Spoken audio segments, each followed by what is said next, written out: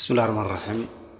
السلام عليكم ورحمة الله وبركاته. صاحبيال وإذن سلام يا دمانتين مeel kasta aad joogtiin adduunka joogtiin kusoo dhawaada channelkeena YouTube-ka Hope and Dream Institute. hadaa YouTube channelkeena ku cusub tahay saaxiib subscribe saar kambalelka furo like share kan dhabkooda insha Allah hadii la yiraahdo casharkeena maanta waxa uu qaadanaynaa dhul gariirkii ku dhacay wadanka Turkiga iyo Syria.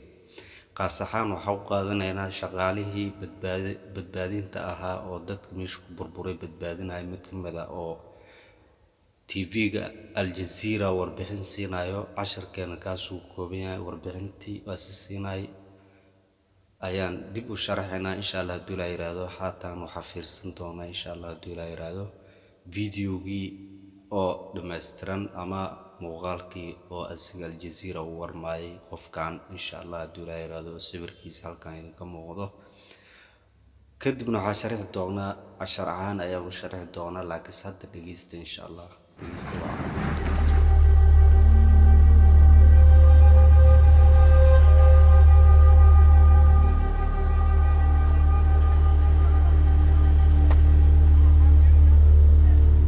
I'm a rescue worker. I go to any kind of disasters. I always think that everybody needs a second chance. Sometimes we are the second chance for them.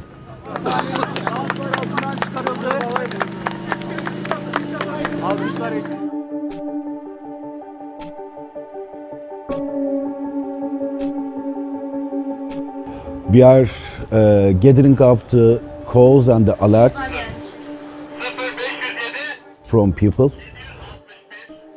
Normally we are focusing on the calls that there are alive people under the collapsed buildings. We first make a general analysis of the building. Is it risky? Is it too risky? Is it impossible? We are here to rescue people. We are here not to die. If we die, more people will die. So we have to be alive. Mustafa Ahmed. One of the people came and they said that we are getting sound from this building. Can you please check? A small sound is important for us. It means that there is someone there. Just think that you are allowed to keep him alive. You are their last chance. Arama kurtarma geldi. Sesimi duyan var mı? Sesimi duyuyorsan bir yere vur. Arama kurtarma geldi. Sesimi duyan var mı? Sesimi duyuyorsan bir yere... waayahay saaxiibayaal mar kale waxaa idin leeyahay YouTube channelkeena haddaa ku cusub tihiin subscribe noo saar gambalelkana furta share iyo like na ku qabta waxaa filayaa inaad videoga si fiican u soo fariisteen haataana waxaa galeynaa cashar ahaantii ayaan u sharxi doonaa insha Allah hadii la yiraahdo cashar aad iyo aad u qiimo badan waaye halala socdo insha Allah hadii la yiraahdo anigoo ah macallin Kito. Okay, markuwaad insha Allah hadii la yiraahdo casharku waa dul mareynaa kadibna waa sharaxaynaa. Buried alive in Turkey's earthquake.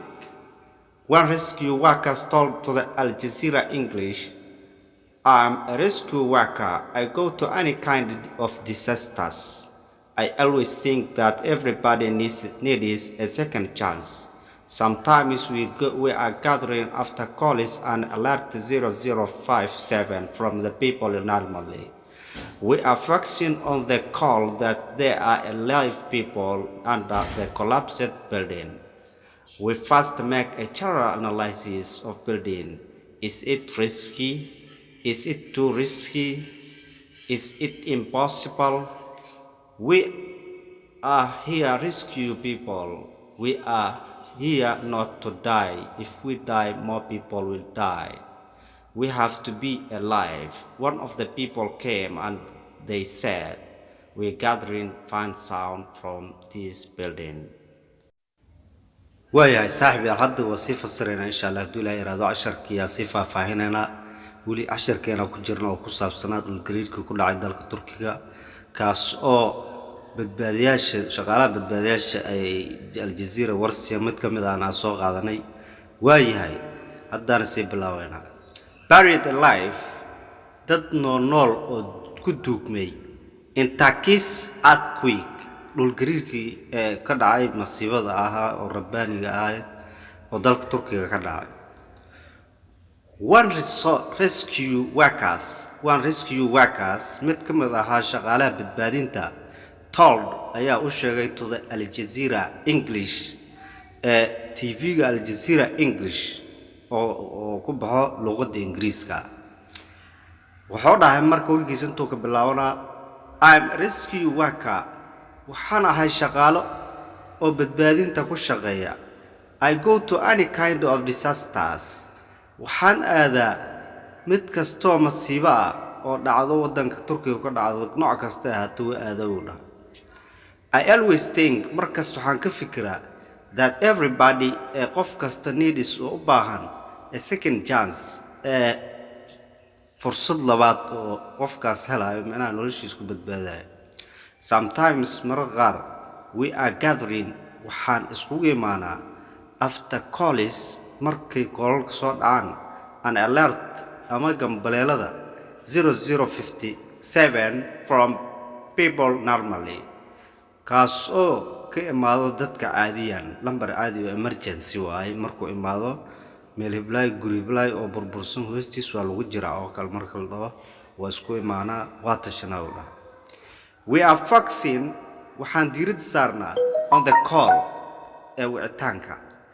that they are alive people hadday jiraan dad nool under the collapsed building kuwaas oo ku jiraan guriyasha burburay hoostooda we first make waxaan sameynaa a general analysis of building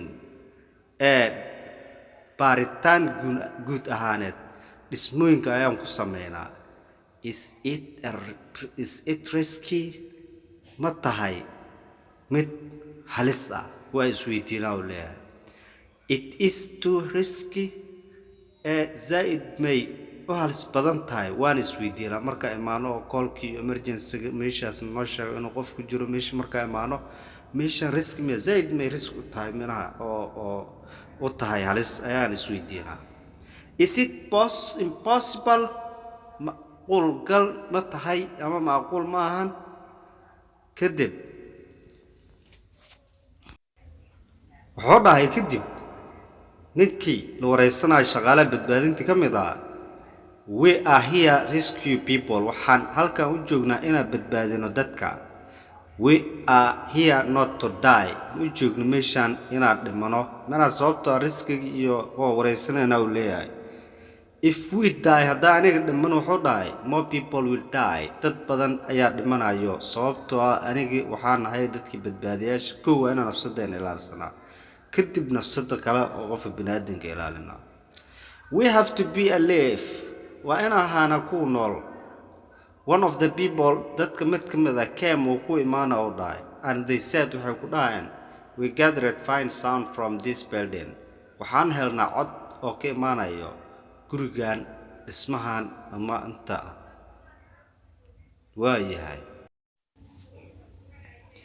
markaasay ku leeyihiin oo dhahay can you please check ma baari kartiin minaa gurigan coda ka helaynaa dhawaaqa wuxuu dhahay marka ninkii odayga small sound cod yar is that important for us kaas ayaa muhiim noo ah codka ugu yar haddaa maqalno kaas muhiim noo yahay oo leeyahay it means waxay u dhigantaa u dhahay someone qof oo there xagga joogo inuu tahay ay noo dhigantaa just think hadda fikiru dhahay marka that you are lying under the blocks adiga oo ku jirto guriyasha burbursan hoostooda for more than 40 hours in ka badan 40 daqiiqo adoo ku jirto hoostaas it is called waa qabow no water pee ma lahan no food raashin ma lahan pain waa xanuun and suddenly someone silama fulana qof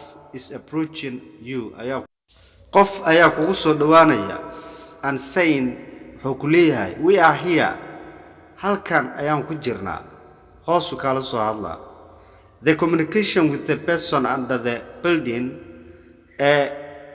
xiriirka qofka la leeyahay dhulka hoostiisa ka soo hadlaya communicationka xiriirka ama isla xiriirida is the important waa tan ugu muhiimsan taas waxay tahay you are at risk waxaad ku sugan tahay meel halis ah and it is their last chance ayagana waxay u tahay chance ugu dambeeya and we say always ninkii wuxuu dhahay marka badbaadinta shaqaalaha ka mid ahaa oo dalka Turkiga u dhashay and we say always markaas waxaa dhahnaa search and rescue is here waxaan nahay kuwa badbaadiyaasha iyo kuwa raadiyanahay inta joognaa can anyone hear me qof imaqlaayo ma jiro if you heard me haddaad imaqlaysa meel garaac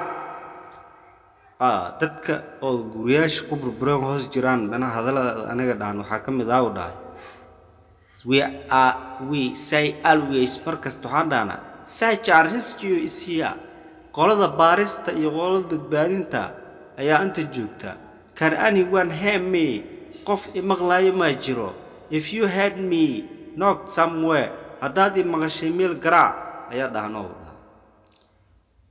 waa dulmaray insha Allah haduu la yiraahdo sharaxada ku bilaaway page horan laakiin waxa ku bilaaway dulmarista can you please check a small sound is that important for us it means someone there just think that you are lying under the block for more than 40 hours it is cold no water no food pain and suddenly someone is approaching you and saying we are here. The communication with the person under the building is the important. You are risky and it is their last chance. And we say always, search and rescue is here. Can anyone hear me? If you heard me, knock somewhere.